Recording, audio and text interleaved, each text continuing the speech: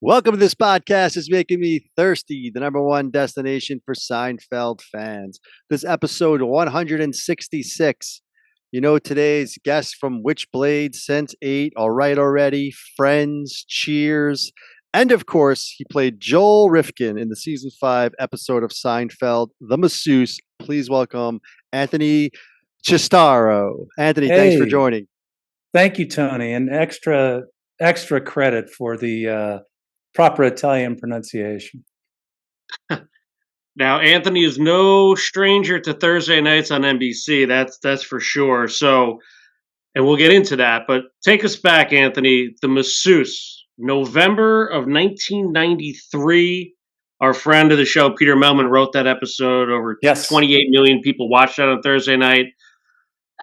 Tell us a little bit how the role of Joel Rifkin, the serial killer, came about.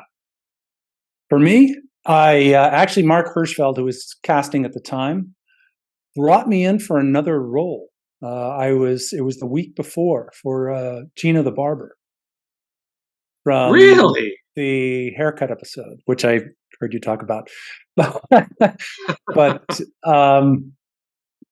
And in retrospect, after hearing your comments, I'm grateful that I just ultimately got to do the play Joel Rifkin. Anyway, they brought me back the following week to audition for Joel, and Jerry was again in the room, and the sort of a couple of other I think George Shapiro was there, who was worked with Jerry for many years. And it was just a real privilege to have an opportunity to then get cast on Seinfeld. As you mentioned, my first break was Cheers when I first started those many years ago, and then to be able to follow it up a little bit later with Seinfeld was just a real privilege. Yeah, well, that's actually pretty funny. You called us out there. I'm assuming you're referring to our two up and two down on the barber. Yeah, the barber stuff didn't really play that well to us, but it did have Penske in it, which is a great George episode. Yeah, Well, you nailed Joel Rifkin. I mean, we were going over it before you came on. Me and Chris just kind of prepping for the show.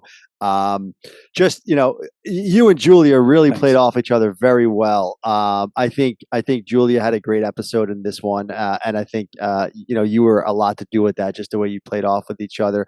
Oh, thank I you. don't want to bounce around too much, but just generally speaking, like you said, you had already auditioned once, and now you actually get the role of Rifkin. Tell us about the set. You're not, like you just mentioned, you've been on the Cheers set. We've heard some people who've been on both shows talk about the differences in maybe the vibe on the set, if you will, from those two shows. But what was Mhm. your initial thoughts? This is season 5. They're humming on all cylinders, right?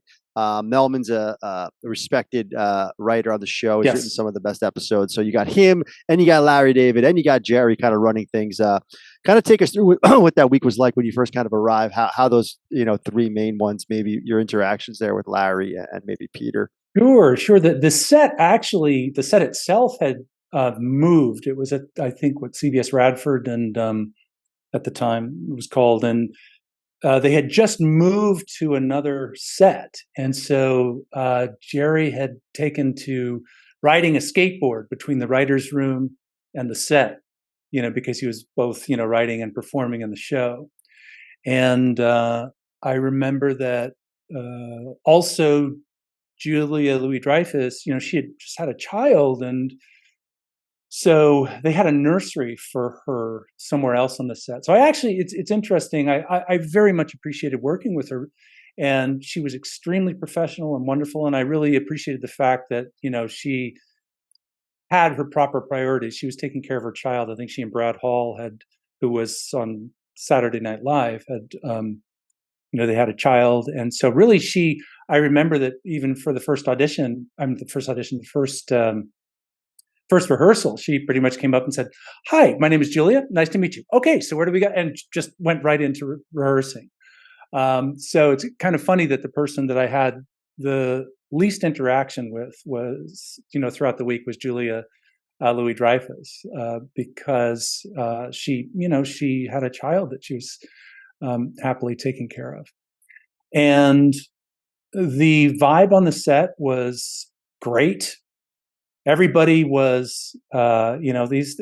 I just, first of all, I love comedy writers. They're amazing. The fact that they can, come up with something, and even if an actor says, "Well, I don't know about this," they'll come up with something even better. And they just really rise to the challenge all the time.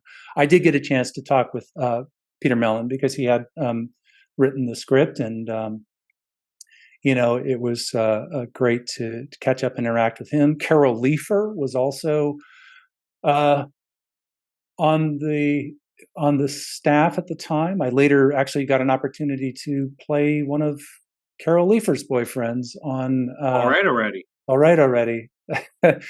And Carol, if I remember, what was kind of neat about it was, I think there was one time, I think it's in my memory, and I hope this is right, but there was one time when Julia Louis-Dreyfus wasn't yet at the set, or wasn't yet to report, and Carol actually read her scene, which was really great, given that some say that she was the inspiration for Elaine's character.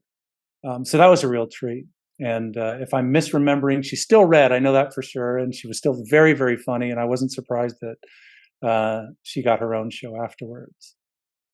Yeah, absolutely classic episode. So when you got that call back, right, and your agent tells you you're going to play Joel Rifkin, I mean, did that name this early '90s, right? We just came off Ted Bundy and Dahmer, right? So this kind of thing was, Yeah.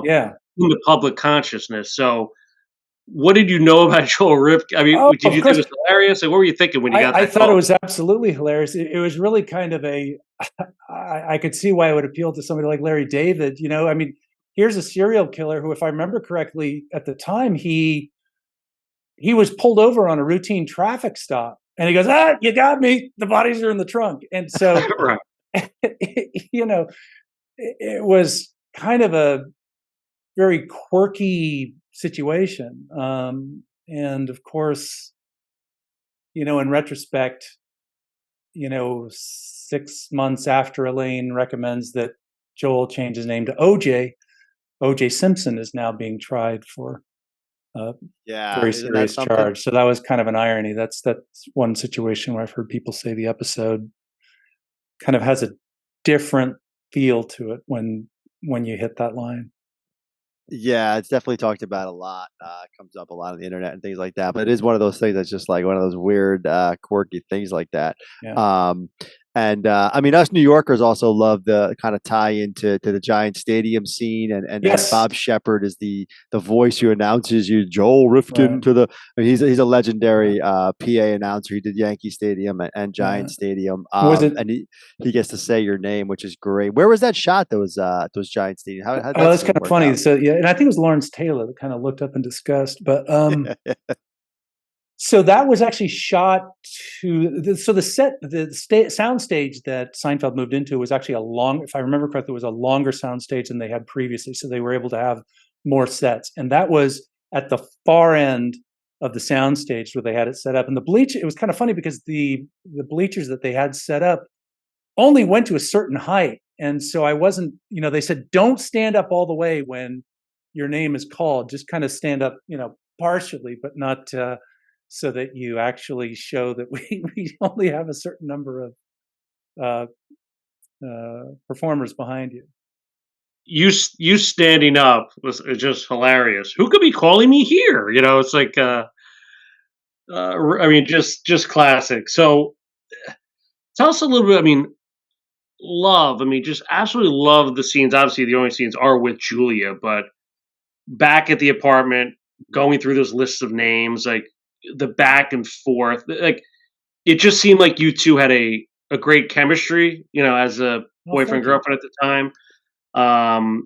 Stuart, Todd, Alex, like when you go back with the names, tell us a little bit about, I guess Julia's preparation and how closely you guys kind of worked on that during that week. Were you kind of attached at the hip? Did you get lunch together? Tell us a little bit about the relationship with Julia. That's funny. I mean, as I might have mentioned earlier, Julia was, busy with her child. And so really the only opportunities that we had to work together were in rehearsal or in performance. There wasn't a lot of small talk. There wasn't a lot of conversation. But I think, I wonder, in retrospect, I wonder if that didn't work to the advantage of these two characters, because he's a new boyfriend, and the scenes where we're seeing each other are having that feeling of freshness and newness for the first time. So I was perfectly happy and perfectly grateful for the kind of the work environment created. And she's terrific. I mean, that goes without saying in terms of her sense of comedic timing and ability. And I really was just doing everything I could to make sure that I tried to keep up and give her what she needed for her performance. And, it worked out. I actually had lunch with Lisa Edelstein, who played Karen, George's age. She's, a great performer. She was, I think, wasn't she in the pilot of The West Wing? She was Rob Lowe's date, I guess, in the pilot. She did a great job. Very funny. And then Jennifer Coolidge, I had actually played Jody the Masseuse. I had known from her work at the Groundlings. I mean, I had seen her perform at the Groundlings, and it was really great to spend a little time with Jennifer, because this was her first television appearance. And so we got a chance to really talk and continue to be friends after the event. If I just go down the list of everybody else, I suppose Jason Alexander, I recall as being just really warm and open-hearted. I think he was one of the first people that came up and introduced himself to me, and that's always it's a great courtesy when one of the series regulars, comes and sort of welcomes a guest performer into the group. Rather than approaching, half cocked. It's helpful when somebody says, "Hello, hi, I am Jason. Welcome." I credit that in part to his theater experience. He really considers himself a theater performer. As I know, did Michael Richards, and Michael I had originally met. He was taking a class at prior to Seinfeld at Stella Adler Academy with a teacher named Joanne Linville. And I believe, and I don't know this, and I really like to know, and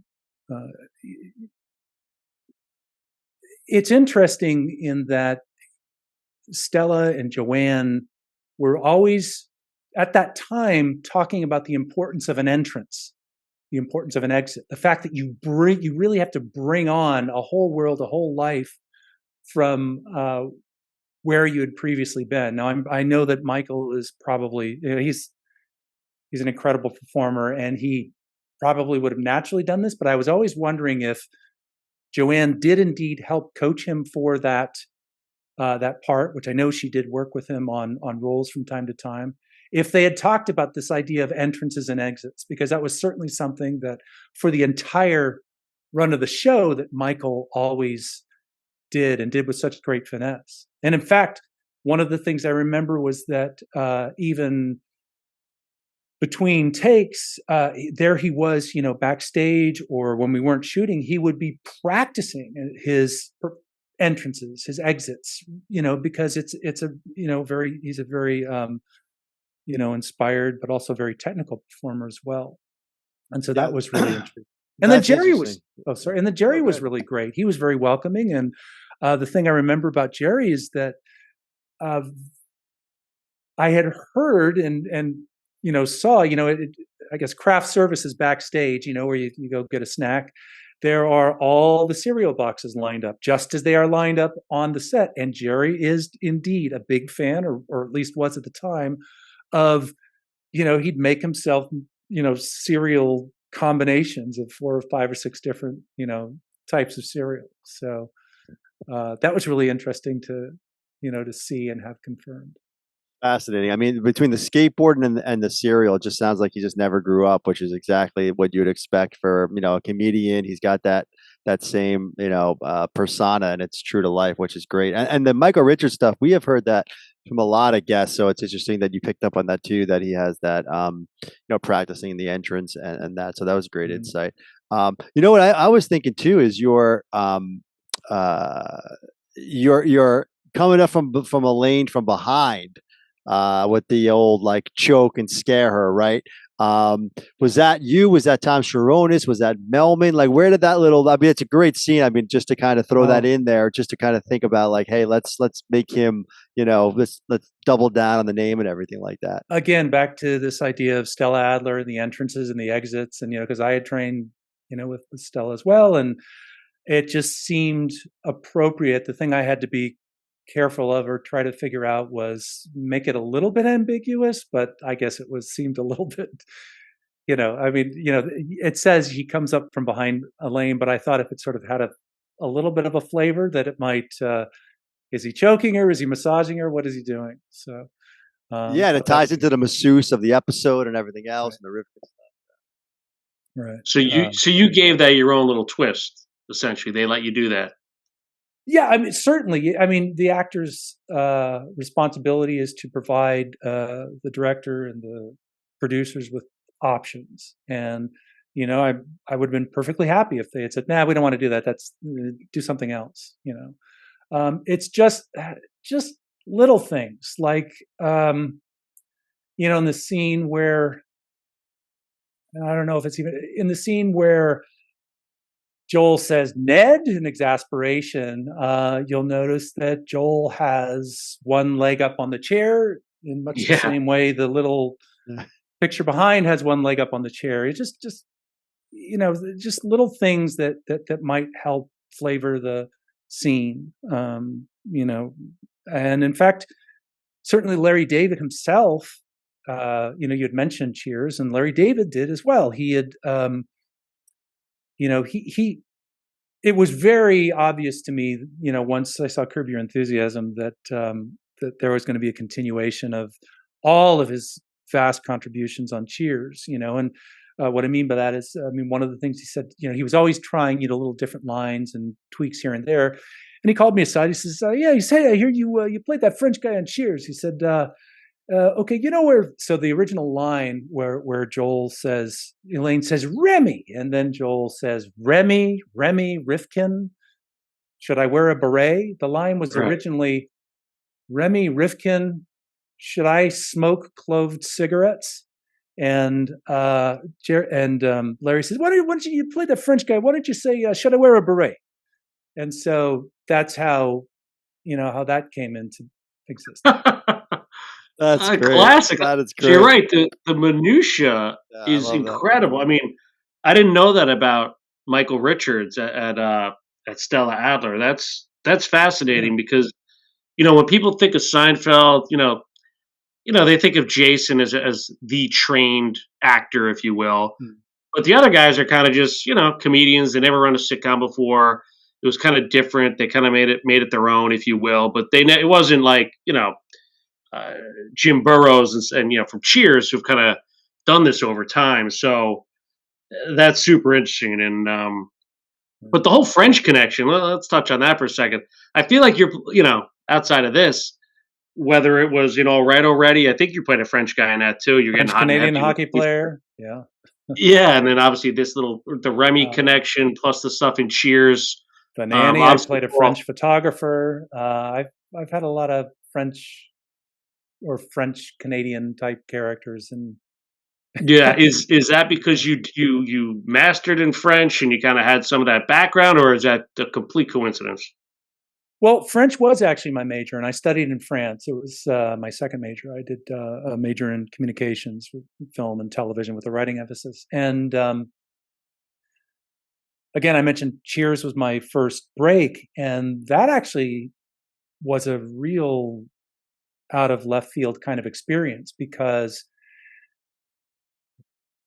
my main agent who was representing me at the time was out of town, and her assistant called me and said, I know you speak French, you studied French. Would you be available to go audition for Cheers? They're rewriting, or they're writing in a character who's supposed to be a French photographer. And the audition is tomorrow morning. If you get cast, you will be working a couple hours later. It's all happening. The audition, the callback, everything's happening within a few hours of each other. So I really didn't have any time to get nervous. And having at the time, having spent my time in France, I remember the French. I guess there was a little bit of a cliche at the time that, the French would sort of poo-poo the Americans, but they wore American clothes. They, watched American movies. They listened to American music. They, just did everything American, except that there was always a little bit of maybe arrogance or snobbery that would sometimes inject its way into their dealings with Americans. And so I was a little worried because I was afraid, given that this was a rewrite, that Cheers, the writers on Cheers and the producers, they were kind of concerned that they would want somebody who actually was French, and they were going to cast somebody who actually was French.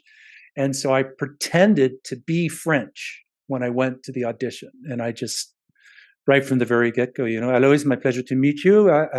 We should read now, and so I actually didn't, even during the first episode, I didn't let on that I wasn't French, because I just didn't want to mess things up. I was afraid that, so it worked out. And then I was invited back again and multiple times. And it wasn't until I think the second or third episode that I finally had to confess that I wasn't French.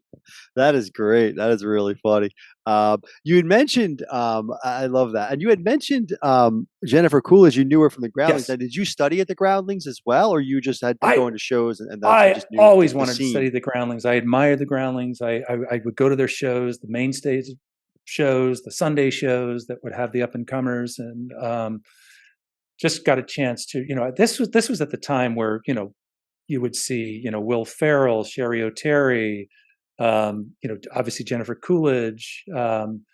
It just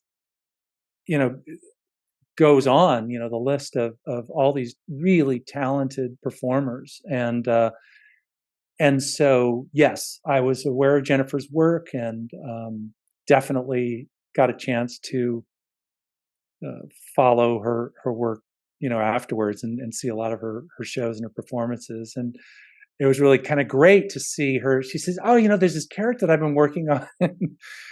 She kind of looks like she kind of has a little plastic surgery, and it really was just all of these, the sort of the beginning of all of these characters that she has, played. As recently as what was it? White Lotus. Tanya, yeah, the White Lotus. And certainly All the Best in Christopher Show. Guest, yeah, all the Christopher Guest stuff. Yeah, all of those characters. You definitely have that that improv background just from what you just said. Going into an audition and acting and being French and then carrying that out the entire time, and just the idea of doing the choke. All that stuff is tied into that. Like you said, just knowing the moment and just yes anding and improv. So it's definitely interesting. Yeah, I'm also reminded that that was also a weird. There were just so many weird things happening that week. I remember Larry David was sort of off to the side, very serious kind of phone call going on, and I happened to be passing by. Is everything okay? He says, I think my house might be burning down in the Malibu fires. Because it was, that was going on, and. Another, I guess it's sort of a non sequitur, but another kind of random memory I have of reporting to set at Seinfeld and sort of driving in through the gates is actually passing Michael Richards on his bike, riding to work, with his kind of his hair, sticking out of his helmet. And so he used to ride his bike to work, from time to time, I guess. So. Wow.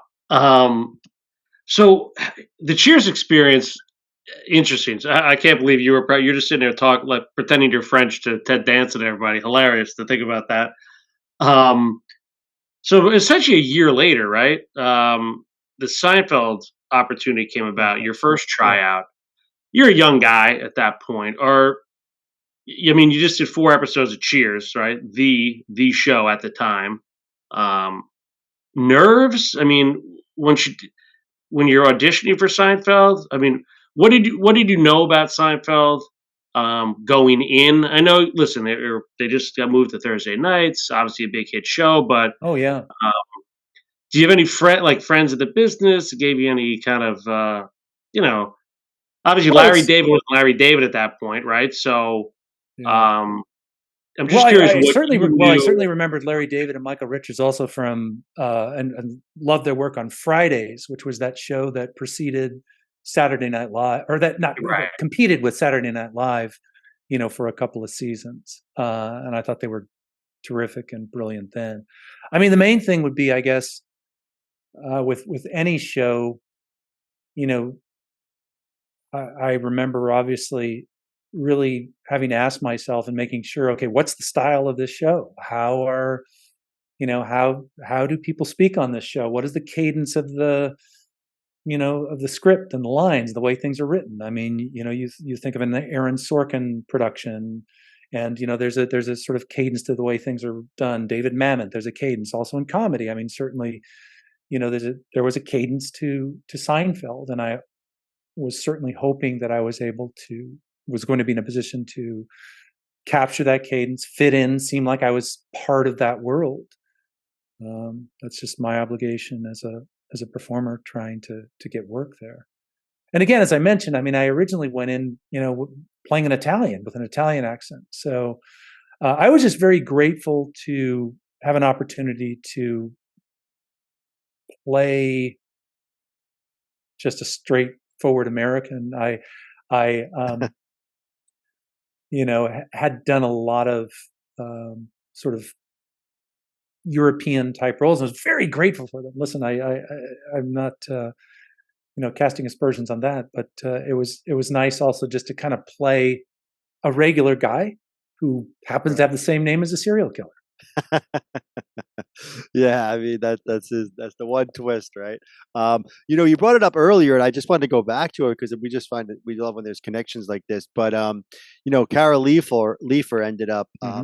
casting you in her show after Seinfeld, and a lot of Melman got his own show for a bit. Hmm. Obviously, Mandel and Bergen Schaefer went on to some great things after Seinfeld, but they have that writing crew that sort of Larry Charles, Yeah. obviously legendary, but um, I'm curious. Was Hirschfeld the casting director also for Carol Leifer? Did she remember you from Seinfeld? Was it just a coincidence, or was there a connection there where she brought you in from the Seinfeld experience, or is it just was it just a Hirsch? Do you remember like how that was? And also, was there other Seinfeld alum that you might recall like from her show? I'm just curious if she kind of brought that with her or anything like that. But Oh yes. I mean, I know that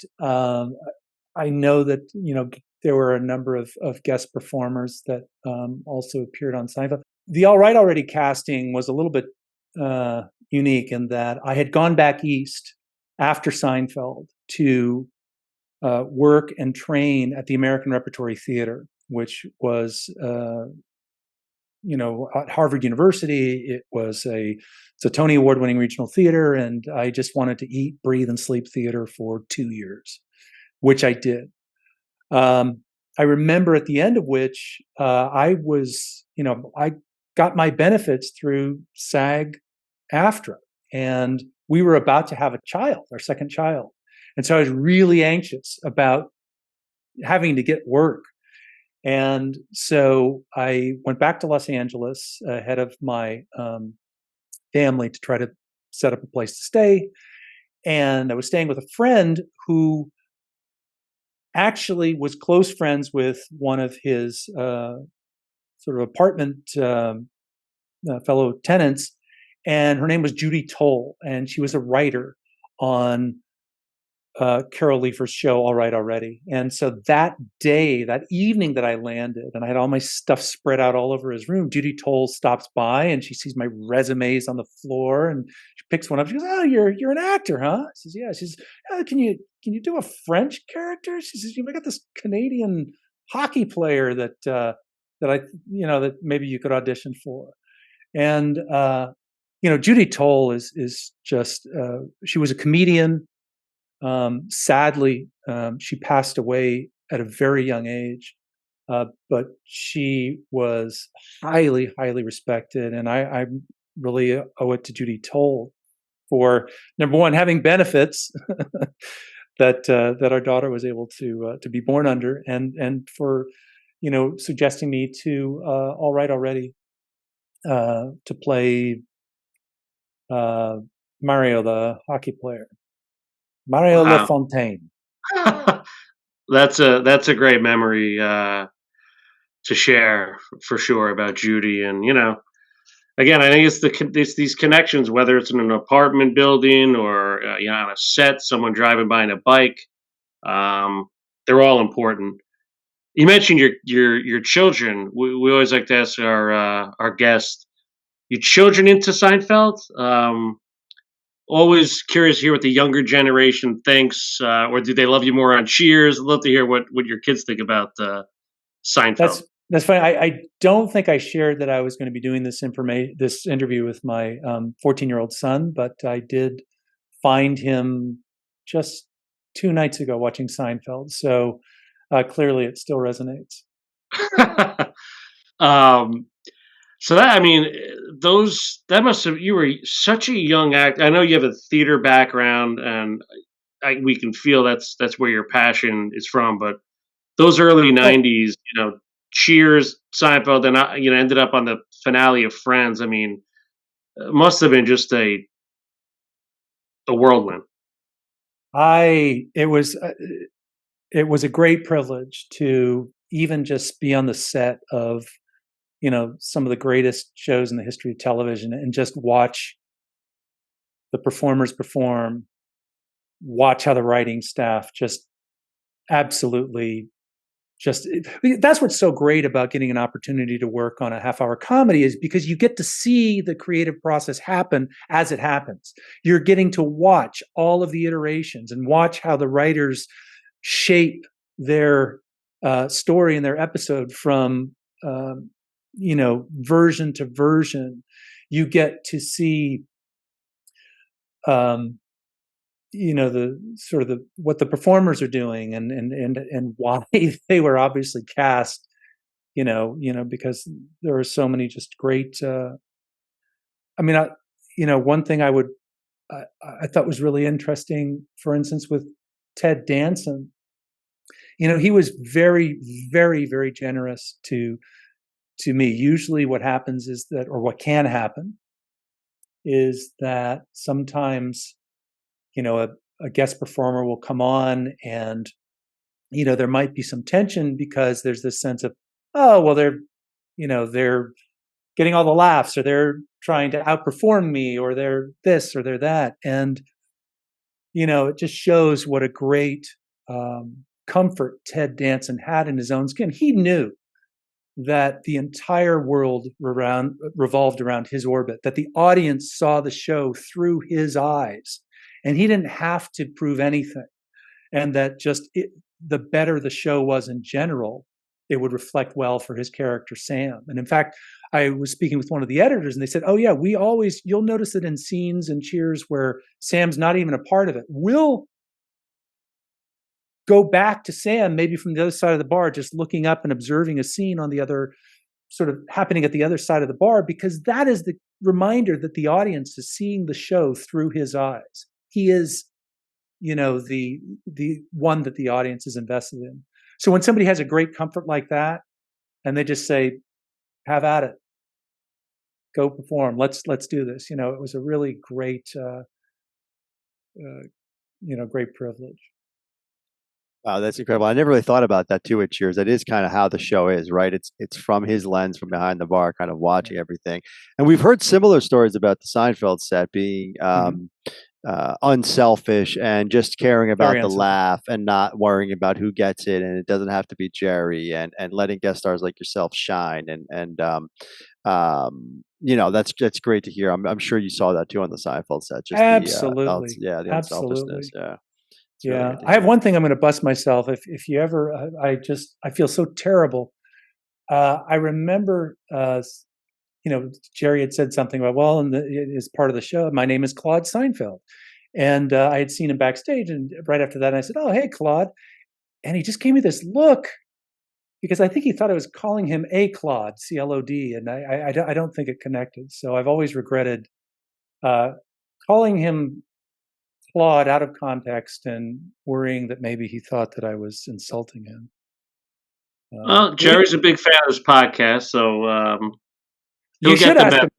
Actually, you should ask him about when I had learned from a friend who had attended that. So Bill Gates every year would have something called, I think, the Microsoft Games, and Bill Gates would, first of all, send out these very expensive invitations, intricate little puzzle type invitations that would have to do with sort of these various games and entertainment that, he would invite, I think, his top sort of 100 friends.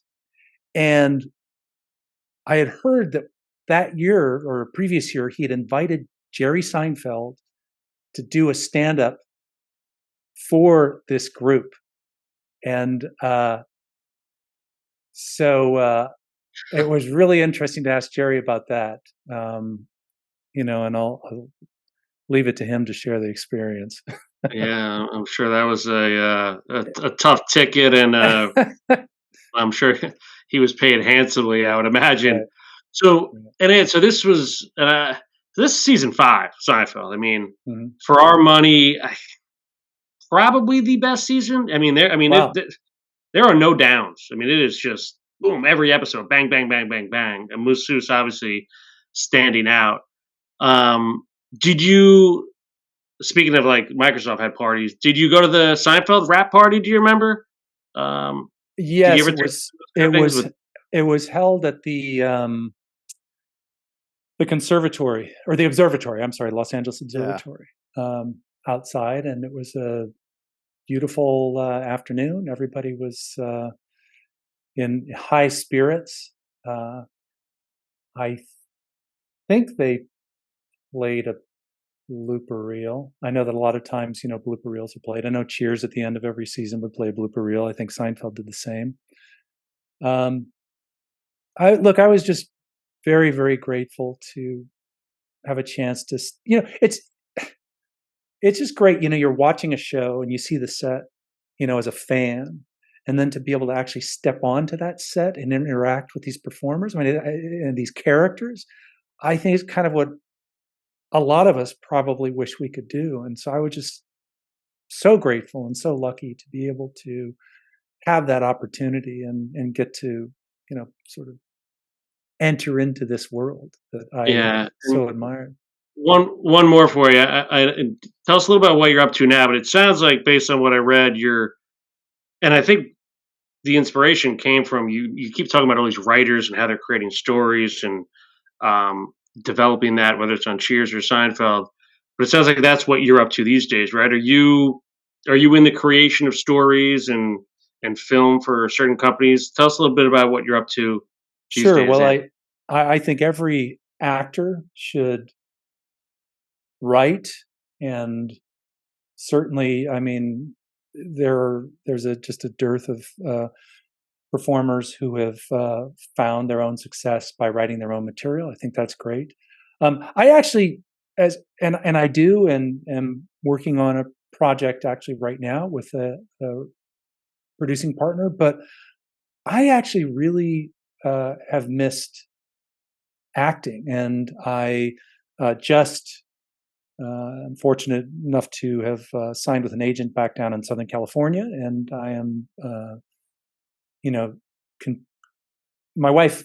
I say down in Southern California because my wife is finishing up a graduate program here in Victoria, British Columbia, which is where we were during a lot of the lockdown, and so I look forward to getting back into Southern California performing again. I've done a couple of plays. I've actually went to San Francisco Bay Area and worked on the other side of the camera as an in-house producer and director for various financial and tech companies. And because I also really was interested and wanted to sort of hone those skills as well.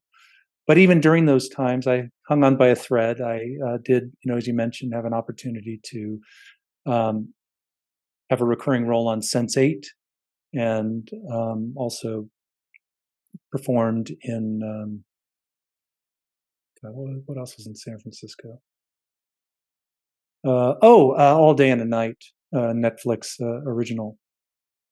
So very nice. I'm looking forward to and also you were talking about your hearts in the theater. I actually really loved half-hour comedy for that reason, because it's in front of a live audience. The audience is the ultimate arbiter, right? If you're not funny, they're not laughing, and or if it's not connecting. And they also give you some good feedback and good energy. So I've always loved and really appreciated just half-hour comedies as a form. Yeah. Well, Anthony, you mentioned you were blessed to do these things, to be on these shows you love, and we're blessed to watch you. So thank you so much. I'll leave you with this. Thank you. What do you think? Was it Joel? What did Joel Rifkin change his name to in your mind? Was it Dion? Was it Stewart? What do you think? Oh, well, that's funny. I would have to mention this. So my water polo coach, I was playing water polo at the time. His name was Stewart. He came to the show. And so he was absolutely thrilled. And he insists and has told everybody that the reason that I pitched the name Stewart is because he is my water polo coach. He's in the audience. So I guess I'm going to have to go with Stewart, because that was his first choice. Elaine's response is great to that one too. Go and shop at Little Stewart. Oh, that's great stuff, Anthony. Thanks so much. Thank you. Really appreciate it. Thanks a lot. Thanks.